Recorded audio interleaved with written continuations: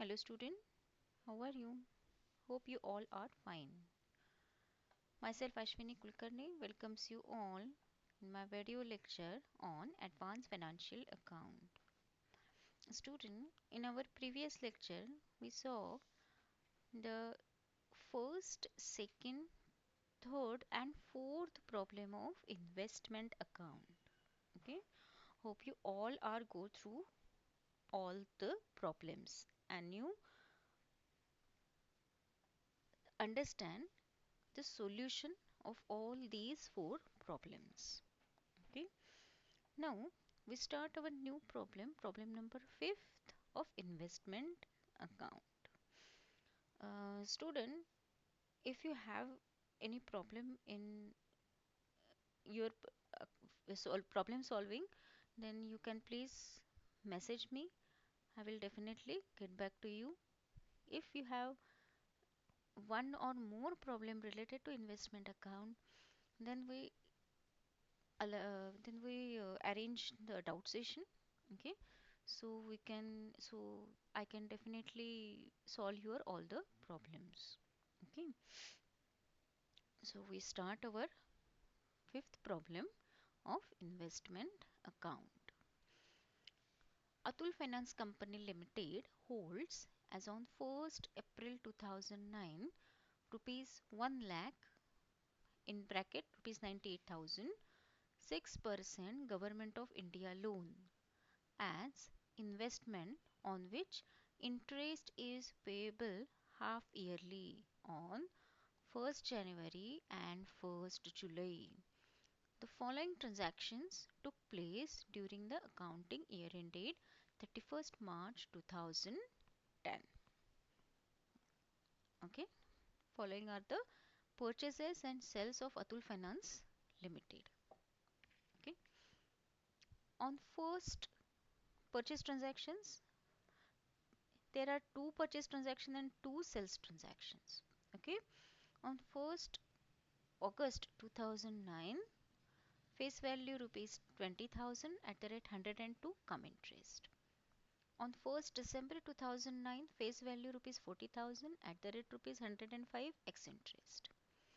Then sales transaction on 1st November 2009, face value rupees 10,000 at the rate rupees 104 come interest. Second sales transaction on 1st February 2010, face value rupees 30,000 at the rate rupees 102 ex interest. Write up investment account as on 31st March 2010. Investment are to be valued at cost by FIFO method, means first in first out method. Okay, so here is your investment account after solving all these 9 working note. Got it? Okay, we go debt wise. Okay, so first ये क्या है? What are these? 1st April. Atul finance company कब कर रहा है accounting year ended 31st March को, तो obvious ये क्या है, ओपनिंग है. Okay, so 1st April 2009 1 lakh, this is face value. Okay, and rupees 98,000 in bracket, you see this is your cost value amount. Okay, so in debit column, in debit side, date column 1st April 2009, particular column two balance brought down, face value 1 lakh, cost value 98,000, cost value also called as capital value also.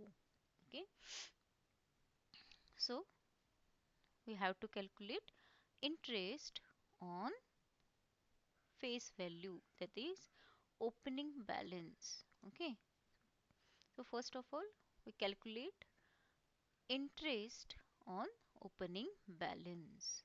Okay, what is face value? 1 lakh. What is interest rate? 6%. What is interest period? This is very important. We have two interest dates, 1st Jan and 1st July.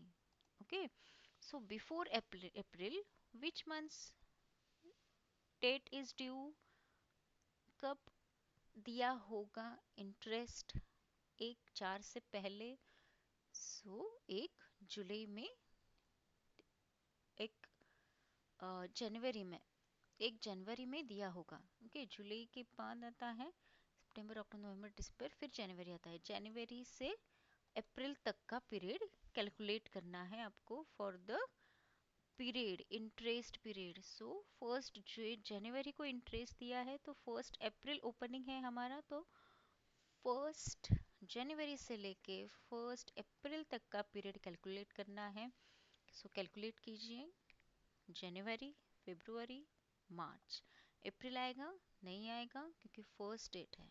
Okay, इसके लिए कितने months आए, 3 months। Okay, so on 1 lakh 6%, 3 months interest is 1500. In interest column I have written the amount calculated on opening balance 1500. Okay, okay.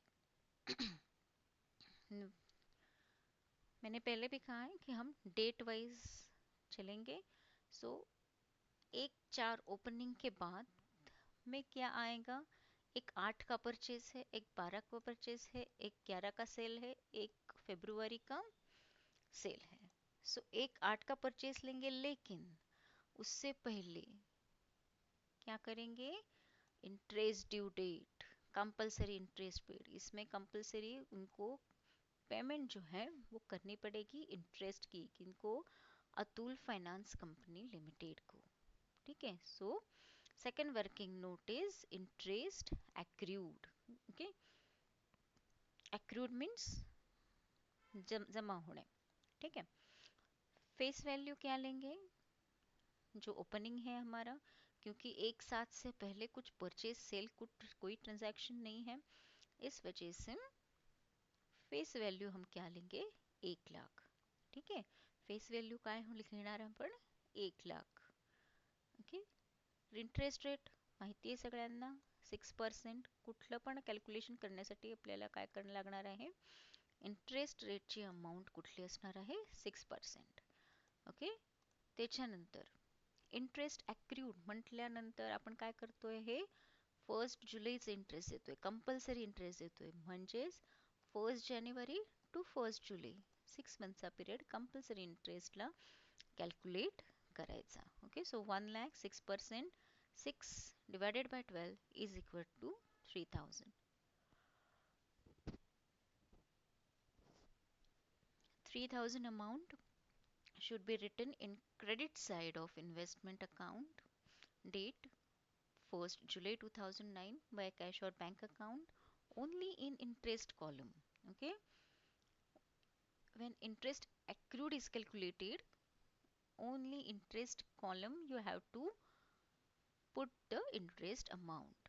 Okay, so 3000 जे आहे ते फक्त इंटरेस्टच्या column मध्ये येणार, कॉस्ट व्हॅल्यू काही येणार नाही, कॅपिटल व्हॅल्यू काही येणार नाही, कारण हे कंपल्सरी इंटरेस्ट आहे। ठीक आहे, त्याच्यानंतर आपण बघितलं की 1/8 परचेसचं ट्रान्झॅक्शन आहे।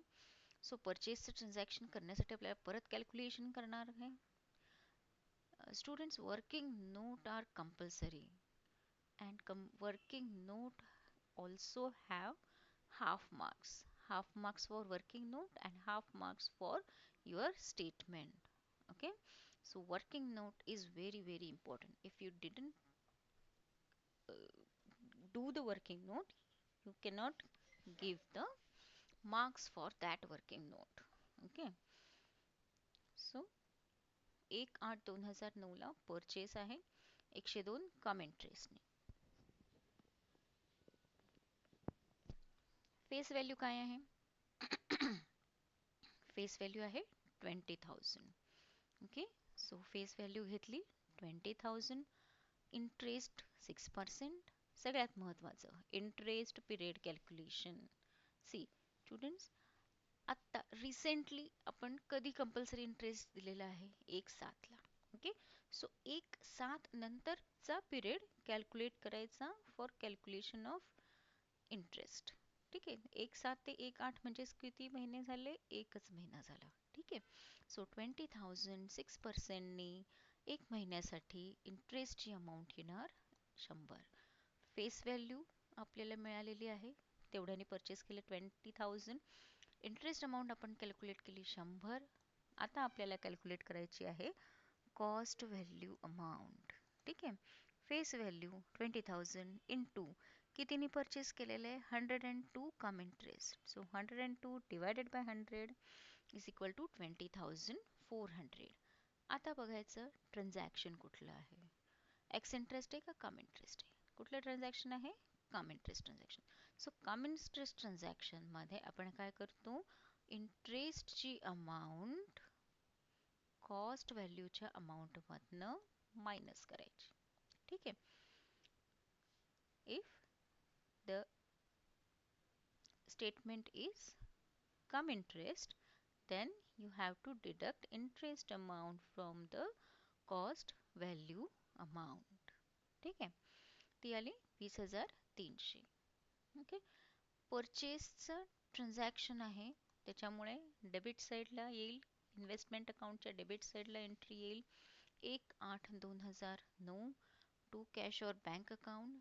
फेस व्हॅल्यू 20,000, इंटरेस्ट अमाऊंट 100 आणि कॉस्ट व्हॅल्यू किंवा capital value 20,300. Okay. So we have completed our 3 entries in investment account. Okay. Then date wise जायचं. पहिल्यांदा आपण सांगितलं होतं की आपल्याला डेट फॉलो करायची. 1/8 नंतर काय येणार आहे? 1/11चा सेल. ठीक आहे.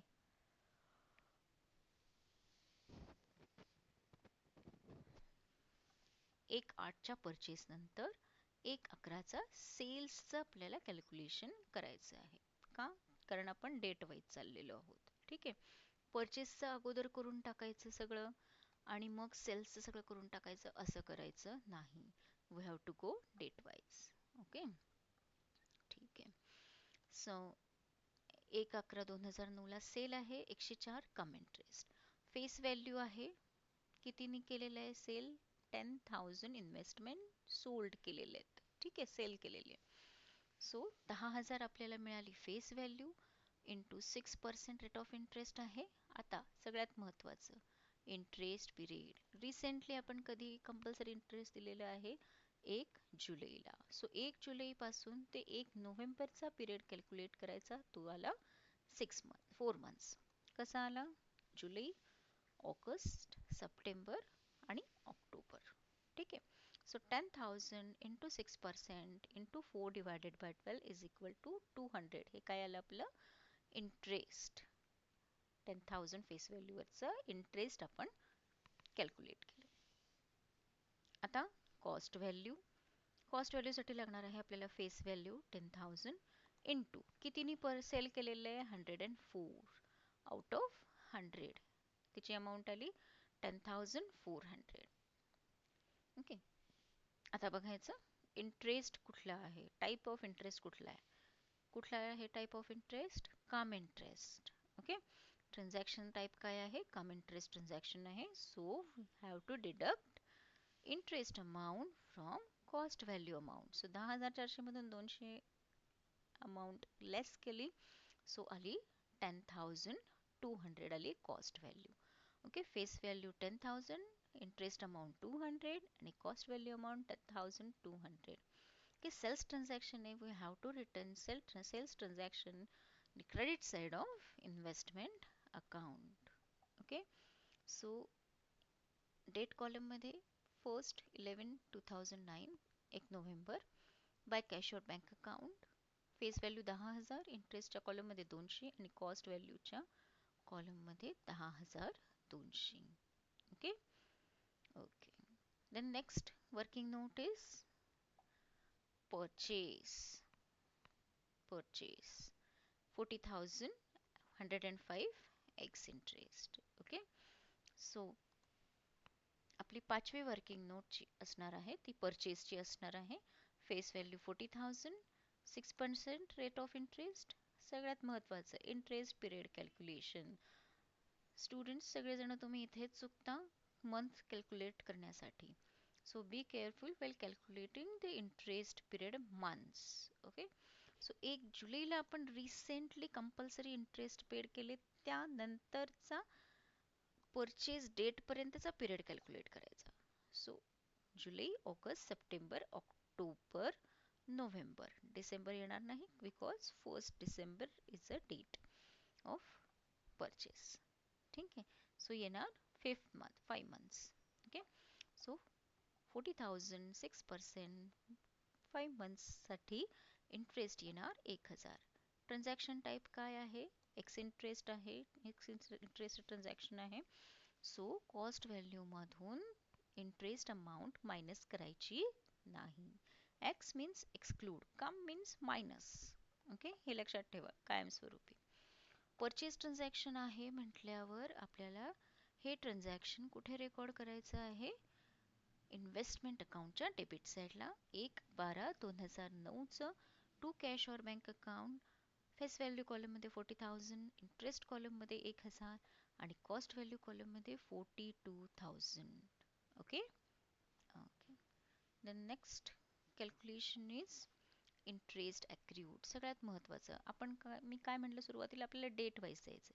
1/8चं परचेसचं ट्रान्झॅक्शन केलं, त्याच्यानंतर 1/11चं केलं, 1/12चं केलं, पण त्याच्यामध्ये आपण 1 जुलैचं अगोदर कंपल्सरी इंटरेस्ट दिलेलं आहे आणि आता वेळ झालेली आहे दुसरं कंपल्सरी इंटरेस्ट देण्याची, ती म्हणजे 1 जानेवारी.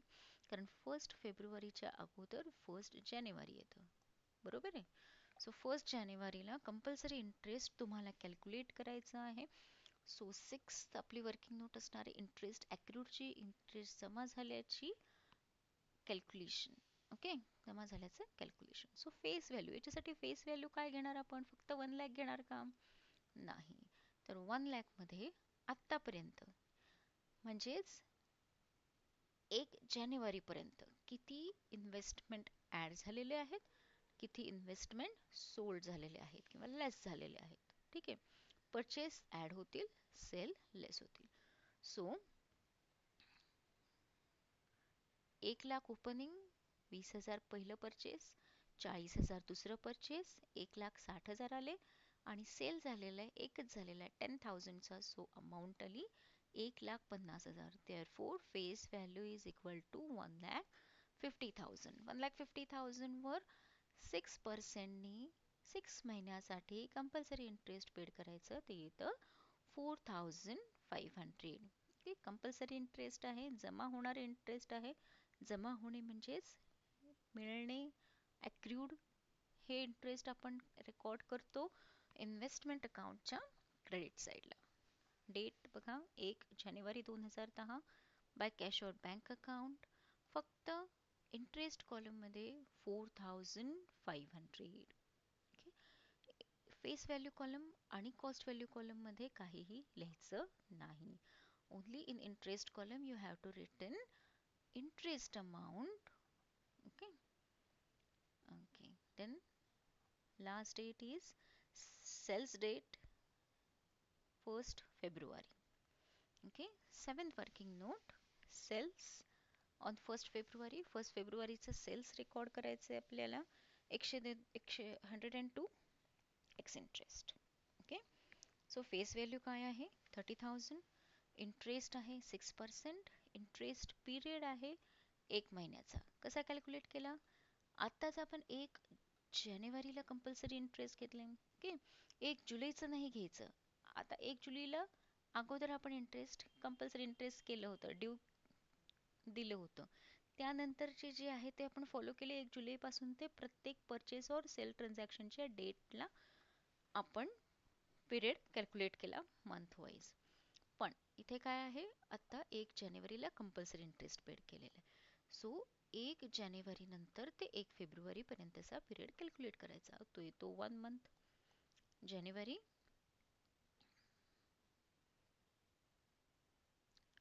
फेब्रुवारी येणार नाही, फक्त 1 महिना येणार. ठीक आहे. सो 30,000 6% एका महिन्यासाठी इंटरेस्ट अमाऊंट येणार 150. आता कॉस्ट व्हॅल्यू कॅल्क्युलेशन करायचं.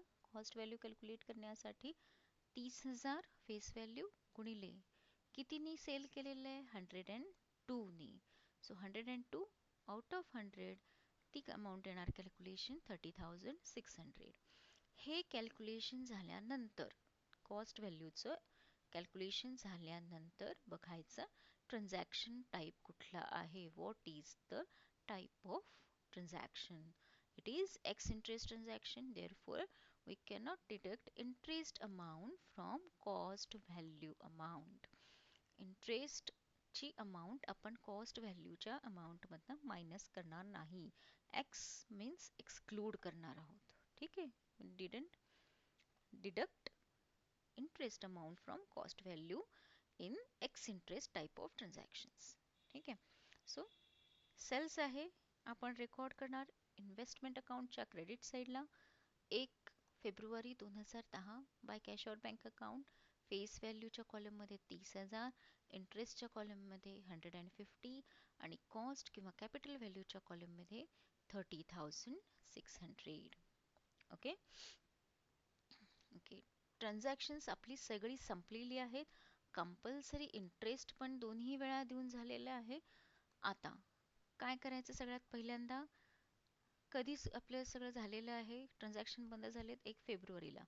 कधी बंद करते इन्व्हेस्टमेंट अकाउंट राईटअप कधी करतायत 31 मार्चला. सो 31 मार्च आपली क्लोजिंग बॅलन्सची डेट येईल. ठीक आहे, सो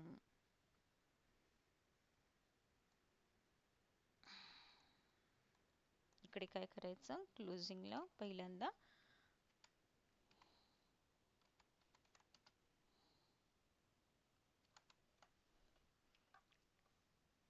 पहिले फेस व्हॅल्यूचा कॉलम आपल्याला बंद करायचा आहे.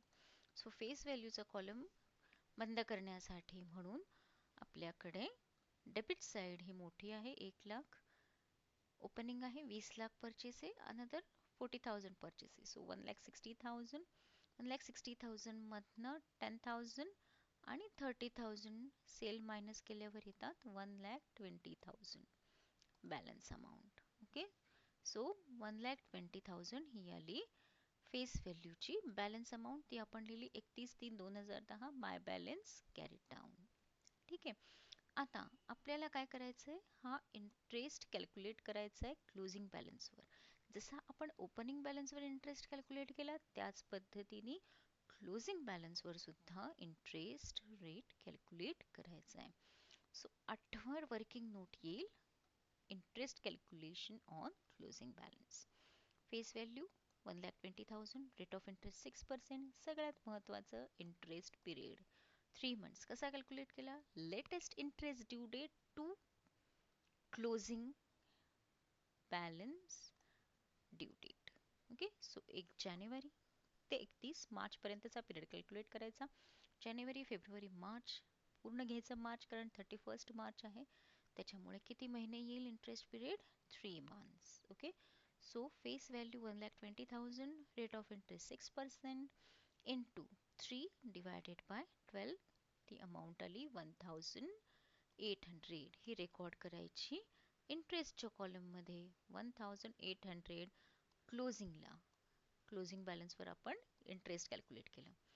आता स्टेप बाय स्टेप जायचं. इंटरेस्टचा कॉलम जो आहे तो क्लोज करायचा. क्रेडिट जो कॉलम असतो इंटरेस्टचा तो कायम जास्त असतो, कारण इथे आपण कंपल्सरी इंटरेस्ट पेड करतो. ठीक आहे, ट्रान्झॅक्शन्स व्यतिरिक्त. त्याच्यामुळे इंटरेस्ट कॉलमची टोटल केली क्रेडिट साईडची, ती आली 9,650. ती डेबिट साईडला घेतली आणि त्याच्यामधून इंटरेस्ट 1,500, 100 आणि 1,000 हे मायनस केल्यानंतर अमाऊंट शिल्लक राहती 7,050. ती ट्रान्सफर होती 31/3/2010 ला प्रॉफिट अँड लॉस अकाउंटला. पर्यंत कळालं? ठीक आहे, आता जसं आपण फेस व्हॅल्यू कॉलम क्लोज केला, इंटरेस्ट कॉलम क्लोज केला, तशाच पद्धतीने कॉस्ट आणि कॅपिटल व्हॅल्यू चा कॉलम पण क्लोज करायचा आहे. पण त्याच्यासाठी कॅल्क्युलेशन आपल्याला करायला लागेल. Last working note 9 working note आपली आहे cost value calculation. By FIFO method, जे आपण अगोदरच्या पण प्रॉब्लेममध्ये केलेले आहे त्याच पद्धतीने आपल्याला हा सगळा कॅल्क्युलेशन करायचं आहे. ठीक आहे. सो काय लागणार आहे आपल्याला या ह्याच्यामध्ये, दोन कॉलम लागतात, फेस व्हॅल्यू आणि कॉस्ट व्हॅल्यू कॉलम. सगळ्यात पहिल्यांदा ओपनिंग बॅलन्स 1,00,000 होता, त्यावेळेस कॉस्ट व्हॅल्यू काय होती, 98,000. टोटल सेल्स इथे बघायचे आहेत. पहिलं सेल 10,000, दुसरं सेल 30,000. सो टोटल सेल किती आले, 40,000. म्हणजे 1,00,000 फेस व्हॅल्यू असेल तर 98,000 कॉस्ट व्हॅल्यू होती.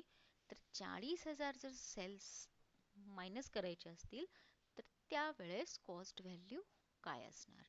स्टुडंट, मी मागच्या पण प्रॉब्लेममध्ये सांगितलं होतं, आता परत सांगते. सेल केल्यानंतर ती पार्टी अजून दुसऱ्या कोणाला तरी सेल करेल. कमीनी करेल, जास्तीनी करेल, आपल्याला आयडिया नसते.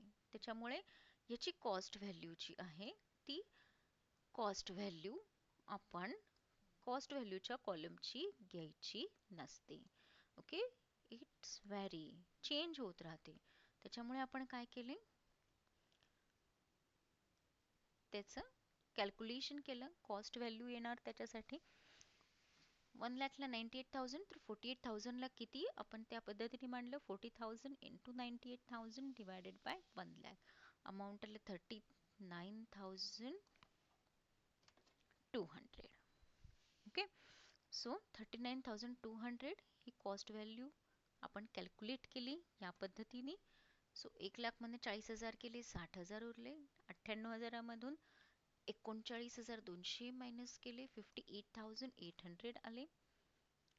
सो आता काय करायचं आपल्याला, फर्स्ट परचेस किती आहे, 20,000 आणि त्याची कॉस्ट व्हॅल्यू किती आहे, 20,300. सो 20,000 घेतली, 20,300 कॉस्ट व्हॅल्यू घेतली. परचेसचं तेच राहतं, सेम राहतं, कारण ते आपण परचेस करतो त्यामुळे ती व्हॅल्यू सेम येणार, म्हणून आपण तीच कॉस्ट व्हॅल्यू घेतलेली आहे. ठीक आहे. सेकंड परचेस 40,000 आणि त्यावेळेस त्याची कॉस्ट व्हॅल्यू होती 42,000. त्याच पद्धतीने घेतलेले आहे. या 60,000मध्ये 20,000 आणि 40,000 ऍड केल्यावर राहता क्लोजिंग बॅलन्स येतो 1,20,000. ही अमाऊंट टॅली होते इथे 1,20,000. जर फेस व्हॅल्यू 1,20,000 आली, ही टॅली झाली, याचाच अर्थ कॉस्ट व्हॅल्यूच्या कॉलममध्ये फर्स्ट परचेस आणि सेकंड परचेसची कॉस्ट व्हॅल्यूची अमाऊंट ऍड केली तर ही येणार कॉस्ट व्हॅल्यू अमाऊंट. कुठली, closing cost value amount. Okay, 58,800 मध्ये 20,300 आणि 42,000 ऍड केल्यानंतर 1,21,100 अशा पद्धतीने आलेलं आहे. अमाऊंट कॅल्क्युलेट केलेली आहे. सो ती लिहिली आपण कॉस्ट व्हॅल्यूच्या कॉलममध्ये 1,21,100. ओके, हे झाल्यानंतर कॉस्ट व्हॅल्यू किंवा कॅपिटल व्हॅल्यूचा कॉलम क्लोज करायचा.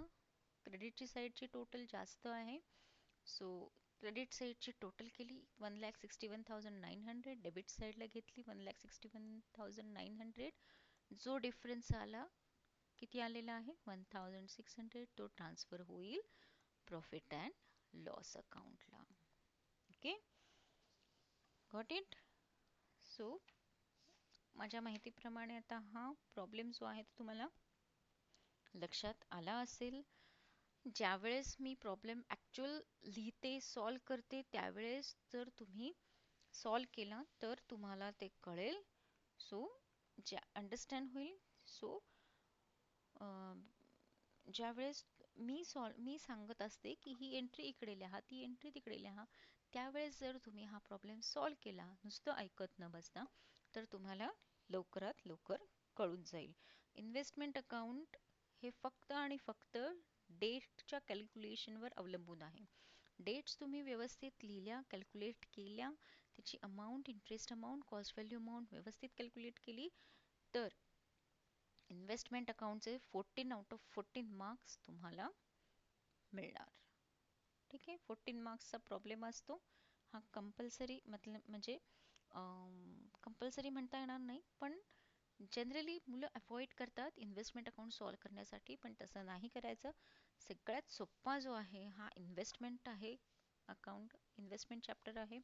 याच्यामध्ये फक्त आणि फक्त इंटरेस्ट ड्यू डेट्स लक्षात ठेवायच्या आणि त्या पद्धतीने कॅल्क्युलेशन करायचं इंटरेस्टचं, कंपल्सरी इंटरेस्टचं, आणि ड्यू डेट कशा पद्धतीने इंटरेस्ट पिरियड कॅल्क्युलेट करायचं एवढं महत्त्वाचं आहे. ठीक आहे. ओके. सो स्टुडंट, तुम्हाला कळलं असेल की आज कशा पद्धतीने प्रॉब्लेम आपण सॉल्व केला आणि कशा पद्धतीने आपण तो संपवला completely. Okay. So hope you all get the clear idea about investment account and how to solve the investment account problem. Okay, we will be meet shortly in my next video lecture, in next problem. We can continue in our next problem. Till then, take care. Thank you.